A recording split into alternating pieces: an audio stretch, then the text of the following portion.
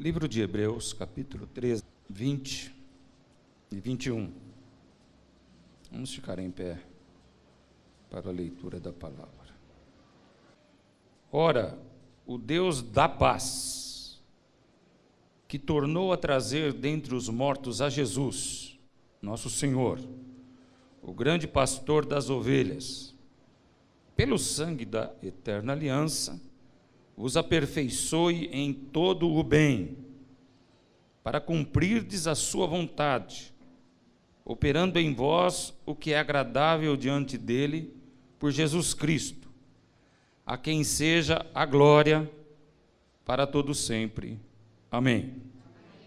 Que a tua graça esteja sobre nós, bom Deus, no nome de Jesus. Podemos nos assentar. Amém. Eu queria falar com vocês hoje sobre o Deus da paz e as suas bênçãos para com a igreja. Como é que o Deus da paz trabalha para com a sua igreja? É interessante que às vezes uma preposição muda todo o sentido de um texto. Quando você lê o texto aqui, você não lê o Deus de paz. Você lê o Deus da paz. Então nós precisamos entender o que é o Deus da paz, para podermos entender as bênçãos que advêm do Deus da paz. E para nós entendermos por que ele é chamado de Deus da paz, nós precisamos entender o que é uma inimizade, o que é ser inimigo, o que é ser adversário. Então, eu gostaria que vocês abrissem agora em Romanos, no capítulo 5. Nós vamos trabalhar alguns textos na palavra, irmãos. Romanos, capítulo 5.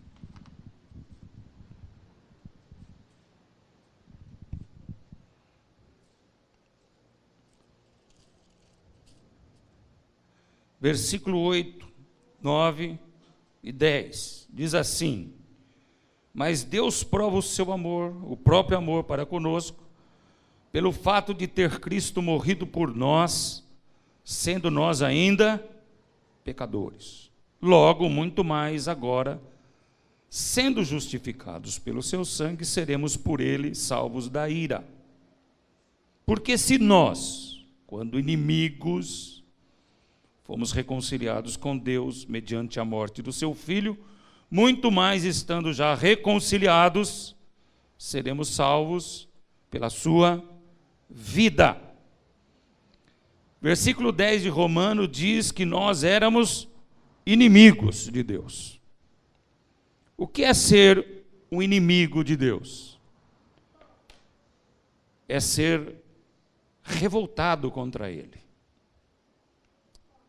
É não aceitar as suas ordenanças, é não viver de acordo com o que ele estabelece,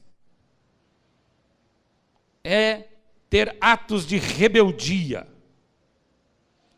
E tudo isso é sintetizado numa palavra que o pastor Eduardo disse aqui, no seu louvor, hoje.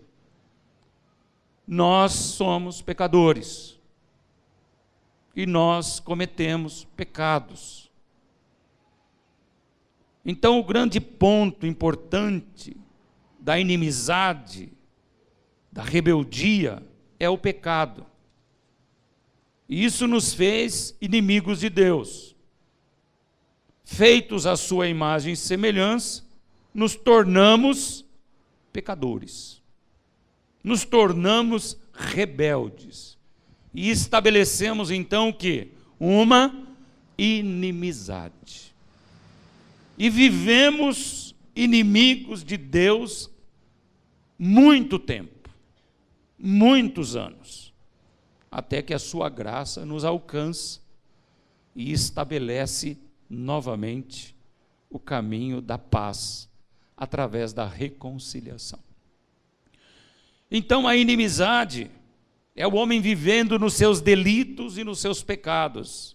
Efésios capítulo 2, ele traça um perfil de como que o homem vive sendo inimigo de Deus, voltado para a carne, voltado para os pensamentos, voltado para a sua própria vontade. Isso é ser inimigo de Deus. No mundo atual, você percebe o homem ainda inimigo de Deus, se rebelando contra Deus.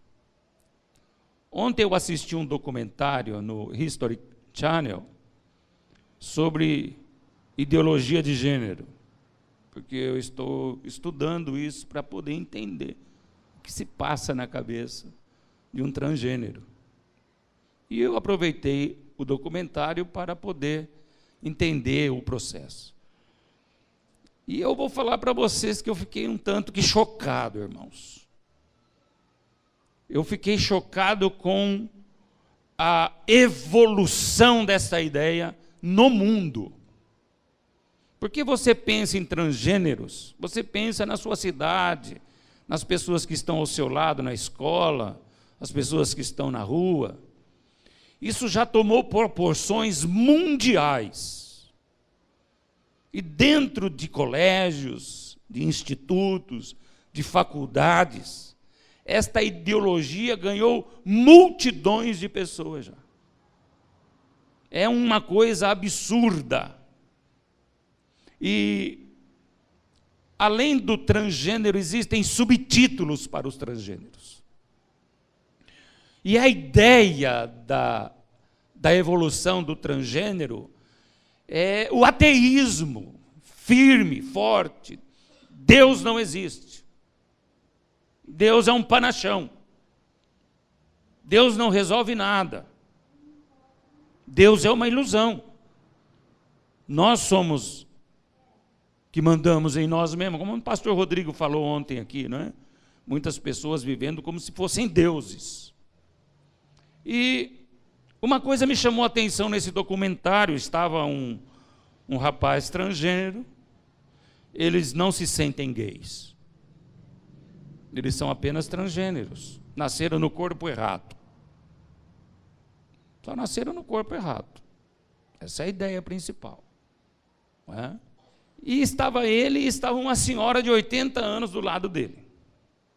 E essa senhora falou assim: eu vivi 40 anos da minha vida feliz como homem. E eu vivi muito feliz os últimos 40 anos como mulher. E aquele rapaz ficou todo feliz, não é? E a entrevistadora falou para ela assim: mas eu vi que quando você separou cores lá para as crianças, você deu rosa para as crianças e deu azul para os homens. Não é uma ideia de transgênero. Ela falou assim: existem coisas que nós nunca vamos conseguir mudar. XX, XY. O que muda, não é? É o conceito aqui na cabeça. Mas biologicamente não tem como você mudar X e Y. O homem vai continuar sendo sempre X e Y. É isso que nos incomoda, é isso que partiu a humanidade.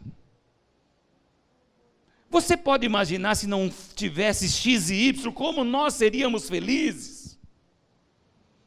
Essa coisa de X e Y só traz infelicidade. Eu não acredito que você, vivendo 40 anos como homem e 40 como mulher, chegou a dizer isso. Ela falou assim: eu só vivo uma realidade. Você está na ilusão. Isso nunca vai se acabar. Nunca. E ele ficou passado. Ele falou assim: eu detesto XY. Logo que vai detestar XY, porque não tendo XY, ele é o que ele quiser, né? E o transgênero diz que ele também pode ser homem quando ele quiser e ser mulher quando ele quiser. Ele não toma uma forma definitiva de sexo. Ele anda conforme as suas conveniências. Hoje eu vou ser homem. Ele é homem. Hoje eu vou ser mulher, eu vou ser mulher. Eu que mando em mim, eu mando no meu corpo, eu mando na minha cabeça, eu mando nas minhas ideias e nos meus entendimentos. Mas isso pulverizou dentro das escolas. E você vê aqueles jovenzinhos de 12, 13, 14, 15, 16, 17 anos falando disso com uma desenvoltura. E um rapaz dos Estados Unidos chegou à corte marcial da sua escola para defender a sua ideia. E ele se levanta para dizer que o sistema vai cair. Garoto de 15 anos. E a mulher falou assim: mas você não percebe que você vive numa cidade extremamente religiosa? E ele diz assim: eu abomino a religião. A religião para mim não é nada. A religião é para toscos. Um menino de 15 anos, irmão, falando para juízes, diretores e superiores. E no fim eles se reúnem e falam assim, eles falam todos juntos: nós vamos mudar o planeta. Nós vamos mudar os conceitos. A sociedade vai mudar.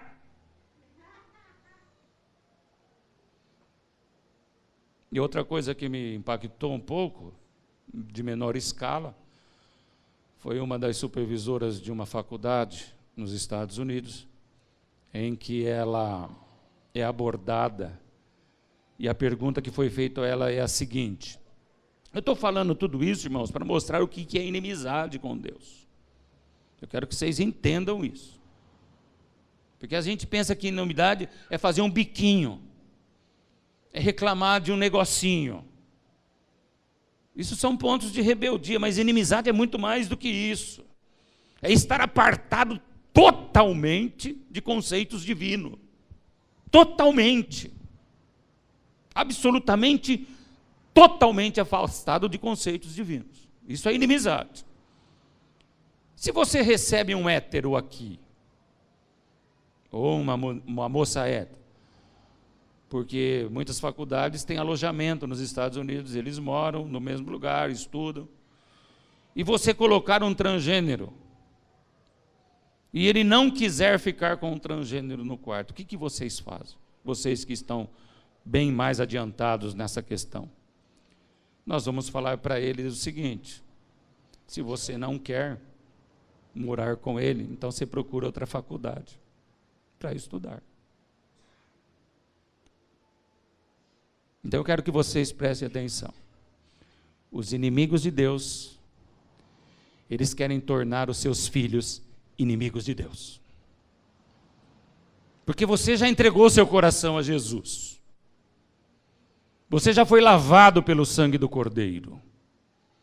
Você já tem a sua convicção de fé, se é que tem. Mas o seu filho ainda não. E o seu filho vai ser pressionado por essa ideologia todos os dias. Porque ela já alcançou aspectos mundiais. Ela está pulverizada e não tem quem detenha o avanço desta doutrinação. Não tem, irmãos. O diabo já está sobre isso, e ele já possuiu isso. E brevemente, num espaço de tempo muito curto, se é que já não tem, os transgêneros cristãos vão começar a aparecer. Os que têm inclinações homossexuais, transgêneras, dentro da igreja vão começar a aparecer, porque eles vão ganhar força. Basta alguém estar no armário e ser o quê? Incentivado. Basta você ser incentivado em alguma coisa que você acredita, e logo você põe para fora, e logo você faz. Por quê? Porque houve um incentivo da sua parte. Então nossos filhos vão para a escola, você vai tirar ele da escola, vai pôr em outra, e ela vai estar lá na outra. E você vai tirar de outra e vai pôr na outra, ela vai estar lá na outra. Sabe por quê? Porque o homem continua sendo inimigo dos preceitos e conceitos de Deus. Então não é à toa que nós oramos pelas nossas crianças, pelos nossos filhos, doutrinamos os nossos filhos com a palavra e os seguramos no aconchego da igreja. No aconchego da igreja que fala sobre o Filho, que fala sobre a redenção e que fala sobre o Deus da paz.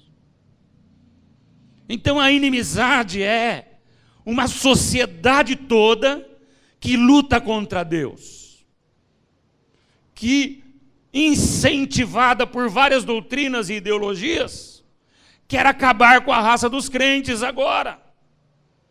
Quer pulverizar os evangélicos da face da terra, irmãos.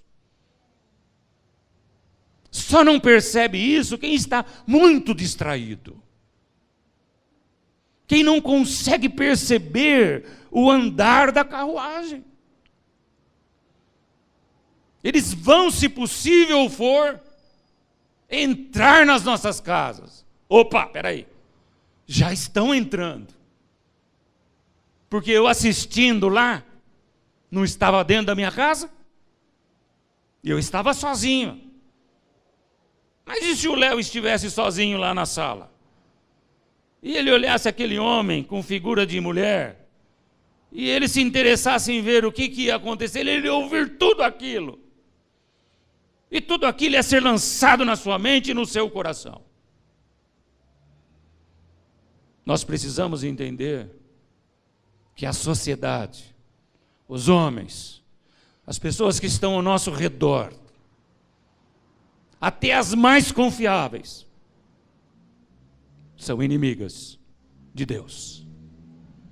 Aborrecem tudo o que vem de Deus. Odeiam a Deus. Esse é o ponto, irmãos. Esse é o ponto. Então, esta é a ideia da inimizade. O que o homem faz para aborrecer Deus? Tanto é que o número de ateísmo nas faculdades cresceu galopantemente. Galopantemente. Então, entendendo a inimizade, os pecados que o homem comete contra os princípios elementares de Deus, a rebeldia dos homens contra Deus. Essas bombas vão explodindo perto de nós e vão minando a nossa fé também. Vão minando o nosso entendimento também. Eu estava conversando com um irmão há uns meses atrás, e ele estava falando de uma irmã de uma igreja que era uma bênção. Eu estou falando, vou contar para vocês, não vou citar nomes, não vou citar igreja, mas o que acontece nesse negócio de inimizade, de como nós também podemos ser alcançados na nossa maneira de ver e de pensar as coisas. E essa mulher passou perto de nós, ele falou, essa mulher é uma grande serva de Deus. Eu falei, verdade, é. Só que ela deixou o marido. Mas ela é muito boa. Aí ele olhou para mim e falou assim, ela não vai ter oportunidade de não casar nunca mais agora? Eu falei, dura pergunta tu me fazes, hein? Dura pergunta tu me fazes. Porque os fariseus disseram que Moisés deu carta de divórcio. E Jesus disse, mas ele deu carta de divórcio por causa da dureza dos vossos corações. Porque vocês quiseram ser rebeldes em relação ao que Deus ordenou. Mas, ao mesmo tempo, a palavra do Senhor fala que Deus odeia o divórcio. E, ao mesmo tempo, a palavra também diz que a mulher se separando do marido e se ajuntando com o outro, ela se torna adúltera. Então, o que nós vamos fazer com essas folhas na palavra? Vamos apenas destacá-las e jogá-las fora? Mas, pastor, ela é uma bênção. Tadinha. Tadinha. Vocês estão entendendo?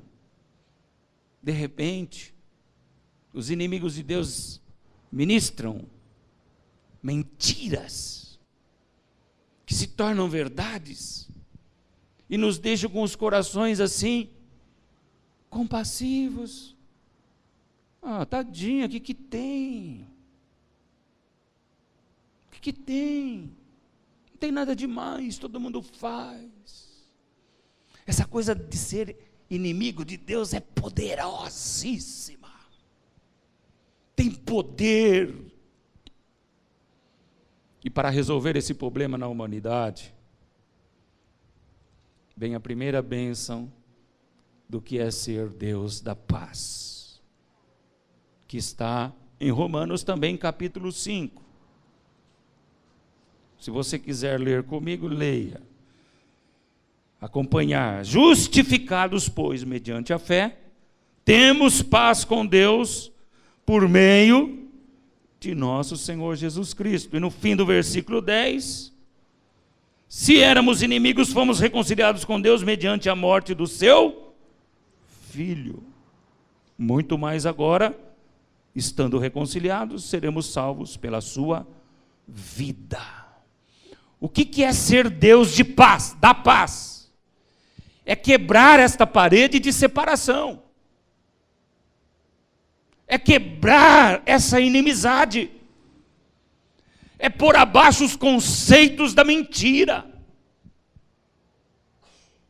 É estabelecer a derrota final de todos aqueles que se levantam contra Deus. Mas ele faz isto individualmente. Ele não faz isso coletivamente. Essa é a ideia espírita da coisa. Somos salvos coletivamente. E o Evangelho diz, somos salvos individualmente. Além das questões de ressurreição e reencarnação.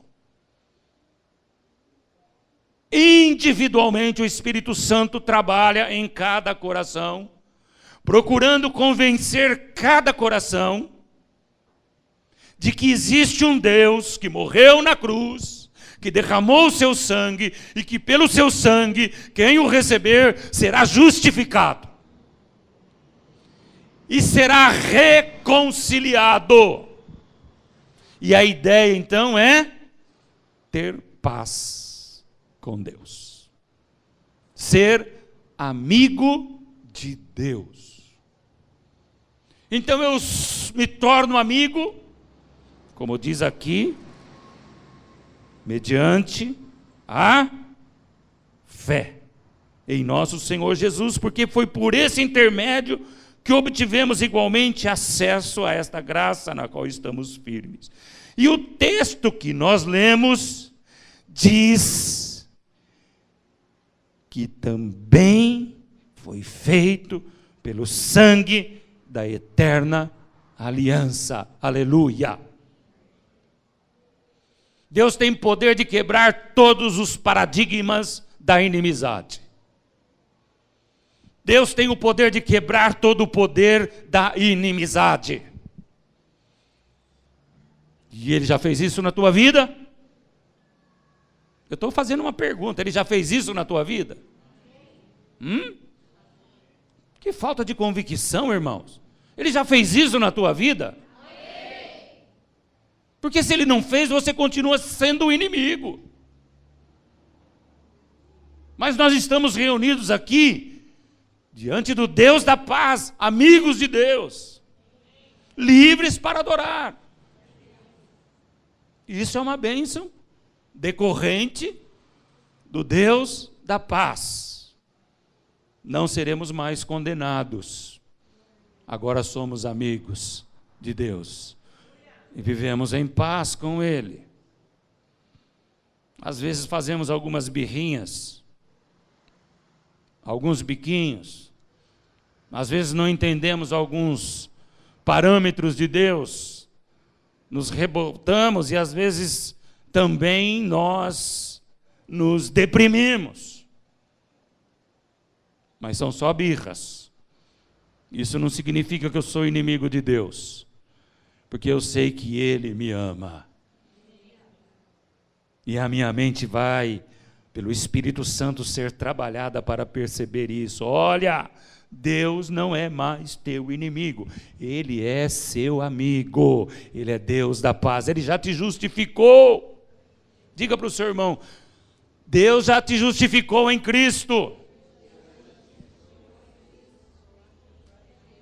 Então quem sabe ele para de murmurar, de ficar deprimido, de ficar revoltado. Fala de novo para ele: Deus já te justificou em Cristo Jesus. Ô Carlos, fala para a Cecília aí, para ela ouvir. Fala bem perto dela: Deus já te justificou, Cecília. Isso. Vai lá e fala para o pastor Rogério Elton: Deus já te justificou em Cristo. Isso. Falou com convicção, Elton? Amém? Fala para o Marcos aí, Adilson: Deus já te justificou em Cristo. Fala aí, Marcos, para o Valdir. Valdir, fala lá para o Marcos também. Vai lá: Deus já te justificou em Cristo. Nós não temos que brigar mais com Deus. Deus já é amigo, irmãos. Ele já justificou, Ele já salvou, Ele já derramou o seu sangue sobre nós. O que nós vivemos nessa terra, todos os católicos, espíritas, muçulmanos e tudo que você pensa, vivem, e às vezes com mais intensidade ainda. Com muito mais intensidade do que você. Você não vive às vezes mais intensidade, porque Deus é teu amigo e segura a tua barra. Segura a nossa barra. O outro ponto que eu queria dizer para vocês aqui, está ainda aí no versículo 18, que o Deus da paz, mediante a ressurreição de Cristo, nosso Senhor, o grande pastor das ovelhas, pelo sangue da aliança eterna, nos aperfeiçoa em todo o bem. Isto é uma bênção para a igreja, o aperfeiçoamento em todo o bem. Porque inimigos nós éramos aperfeiçoados na maldade, em fazer o mal, em retribuir mal com mal. Quando éramos inimigos, éramos vingativos. Fez comigo, pago na mesma moeda. Bateu na minha face, eu dou um murro na sua também. Mas agora, o Deus da paz estabeleceu outros paradigmas, outros conceitos e outros sentimentos para o nosso coração.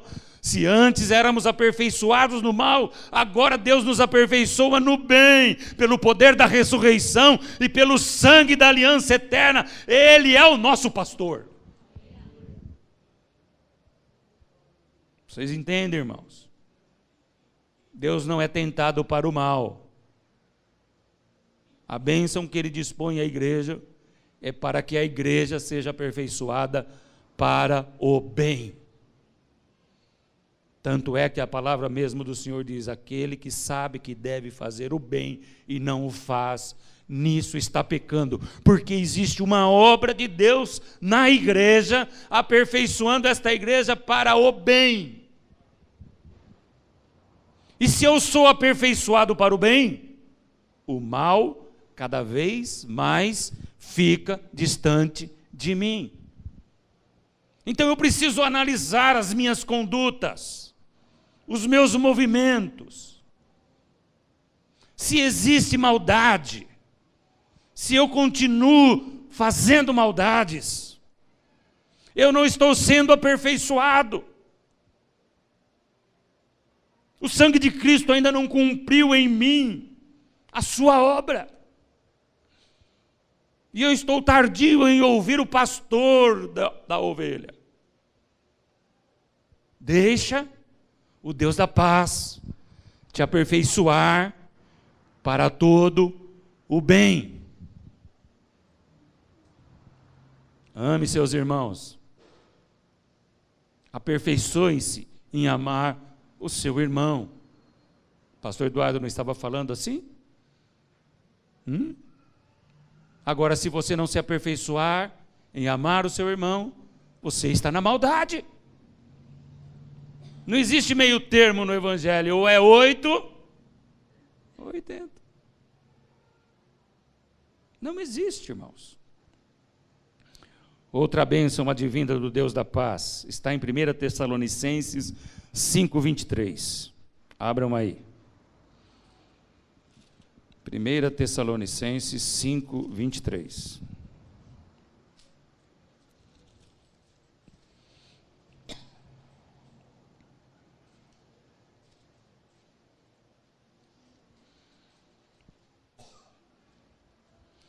O mesmo Deus da paz o santifique em tudo, e o vosso espírito, alma e corpo, aleluia, sejam conservados íntegros e irrepreensíveis na vinda de nosso Senhor Jesus Cristo. Aleluia. O Deus da paz, depois de libertar você, justificar você, Ele trabalha a santificação da igreja. É um processo, esse sim, de evolução para conosco. Por que adiantaria o Senhor nos justificar e nos largar justificados? Ele nos justifica, Juliana, e Ele nos aperfeiçoa em santidade.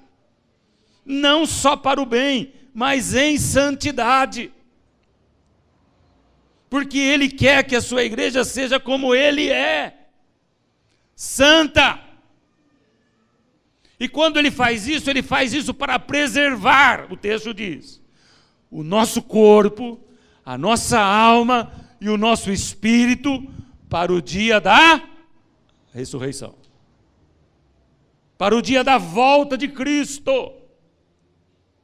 Isso é ser Deus amigo.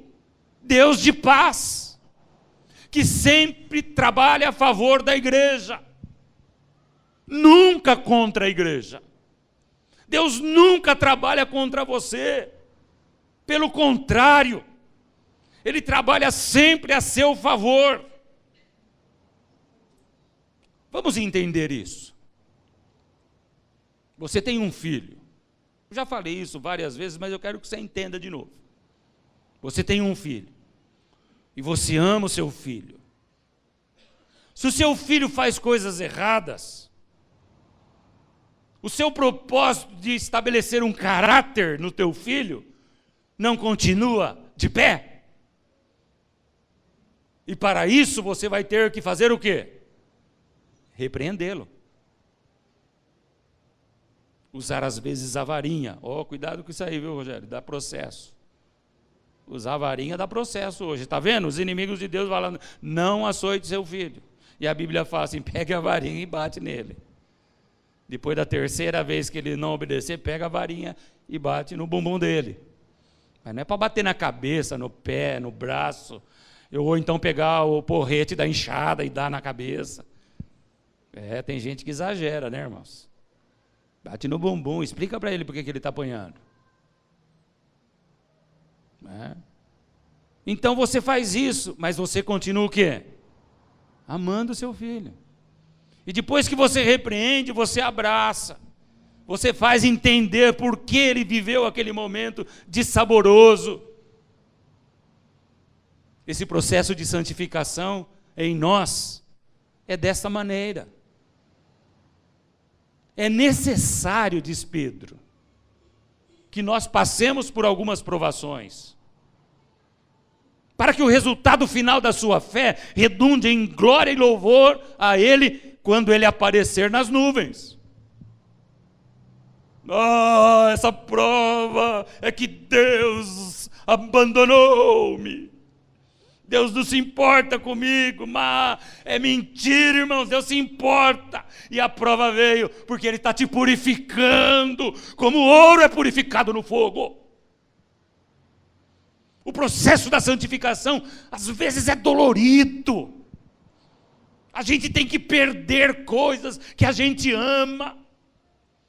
A gente tem que deixar conceitos que a gente crê que é verdade. Mas quando Deus faz isso, Ele está fazendo para preservar corpo, alma e espírito, trabalhando a nosso favor dentro das tribulações.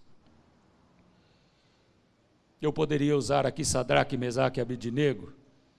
Você já foi jogado numa fornalha de fogo ardente? Quem foi aqui, levanta a mão. Só a Lene? Você foi mesmo, aos 6 meses de idade, Lene. 6 meses de idade, você foi lançada numa fornalha, junto com a sua mãe. Mas dentro dessa fornalha, da irmã Débora e com a Lene, o quarto homem está presente até hoje. Ah, aleluia. Oh, glória, abre eles sultânicas.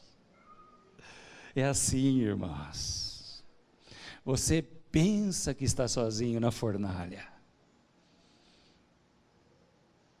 Mas nesse processo de santificação, Deus desce na tua fornalha para você sobreviver no seu corpo, na sua alma e no seu espírito, esperando a revelação bendita de Jesus Cristo, o nosso pastor. Aleluia! Esse é o Deus da paz. É o Deus que está agora nesse lugar, que está levantando a mão sobre a tua vida, sobre as suas coisas, sobre os seus negócios, sobre as suas torturas, sobre as suas desilusões, sobre os seus fantasmas, dizendo: eu estou contigo.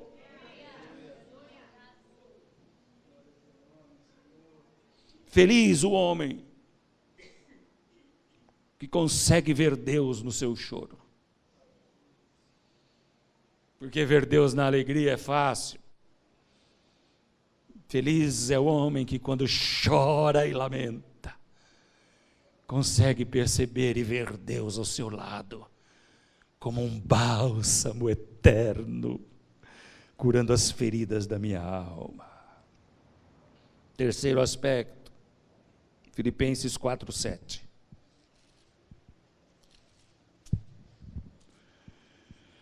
Aleluia.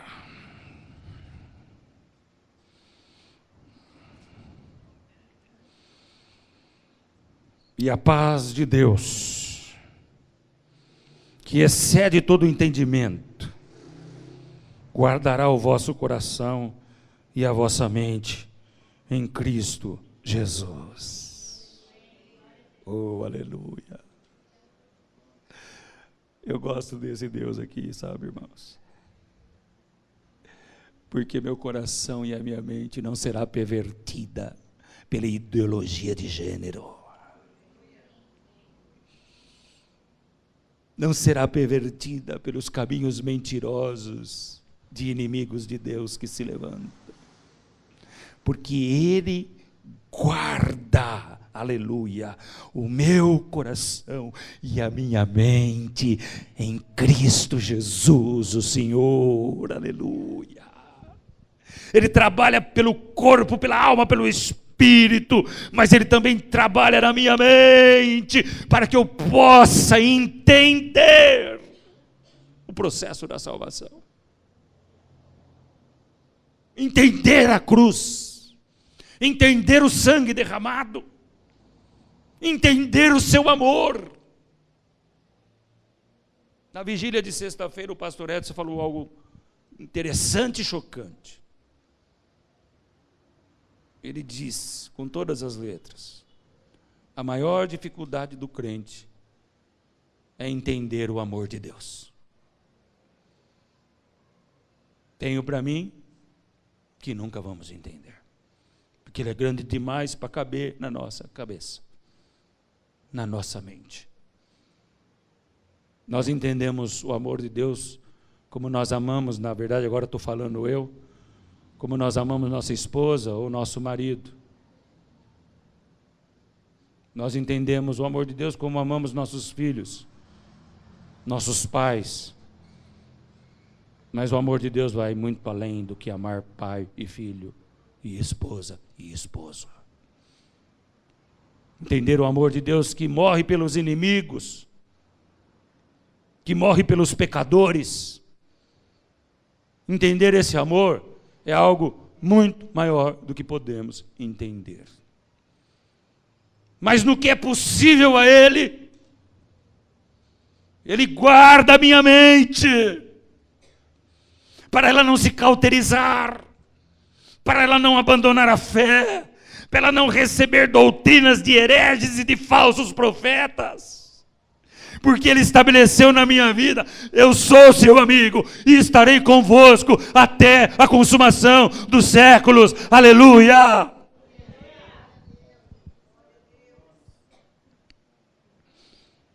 Bem-aventurado o homem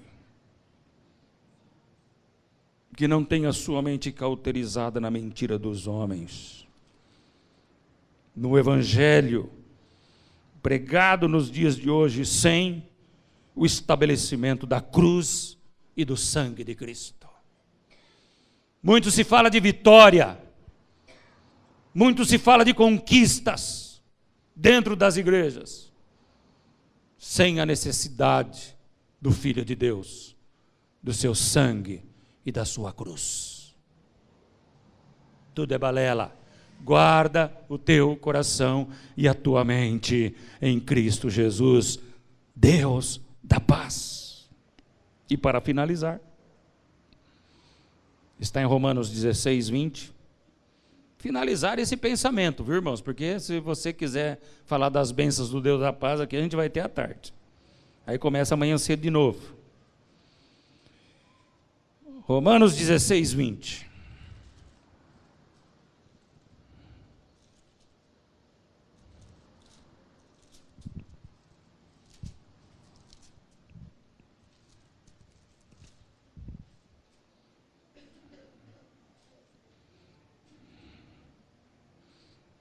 E o Deus da paz, aleluia, glórias ao nome do Senhor. Te louvamos, Pai. Abre a candaria surica. Rubria sandaricas. Em breve, o Deus da paz esmagará debaixo dos vossos pés a Satanás.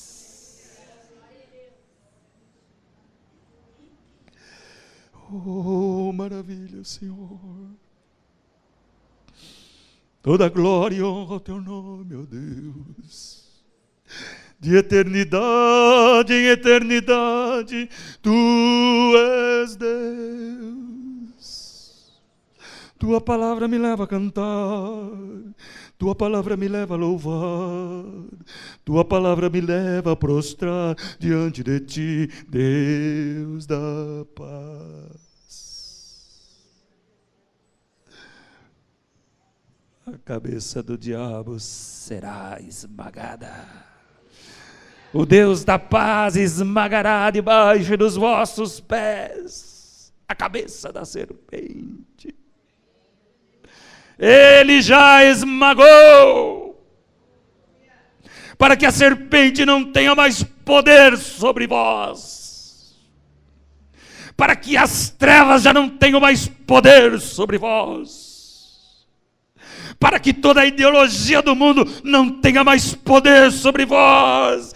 Ele pisou a cabeça da serpente e Ele te dá poder para pisar na cabeça da serpente. Aleluia!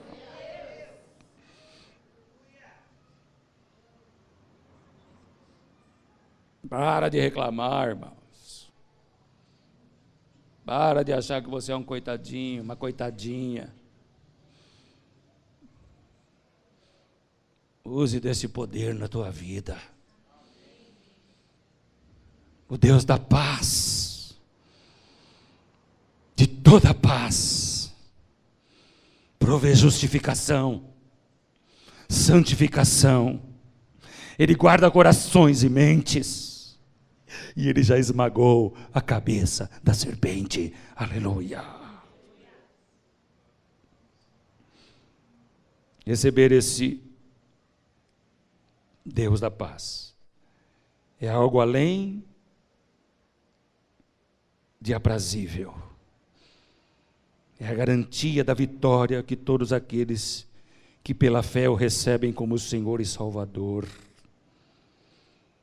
e amam e vivem segundo as suas pisadas, e que levam em todo lugar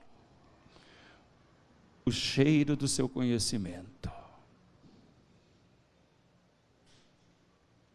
Porque Paulo diz, e isso é tema para outra mensagem, que nós somos o bom perfume de Cristo. Cheira, seu irmão.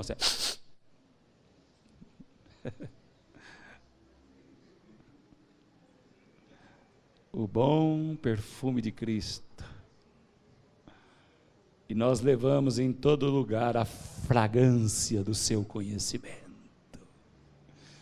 E embora o mundo esteja virando de cabeça para baixo, a igreja ainda tem poder de ministrar sobre o Deus da paz.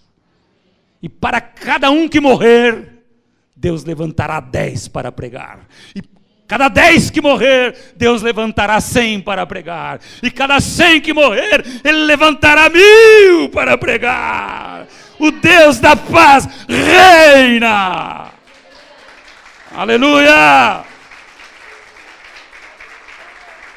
Aleluia!